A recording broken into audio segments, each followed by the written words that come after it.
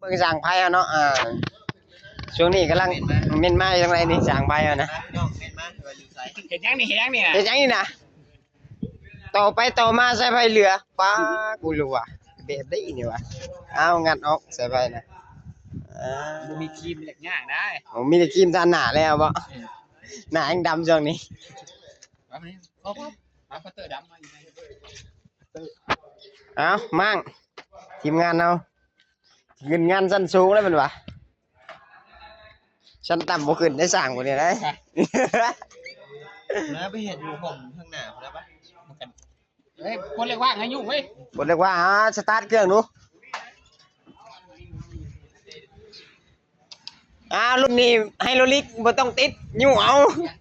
เก็บเสียงรุ่นนี้นะตัวเป็นจำหน่ายกันน่ะรุ่นเก็บเสียงได้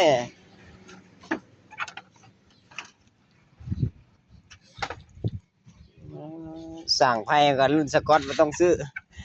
มากกับตำดอก มากกับตำดอกไว้แล้ววะสกอตบ่ต้องซื้อก็ยาวะมันได้จำ ดูเสียบตัวนี้บ่วะ อยู่ในเฮือนบ่เบิ่ง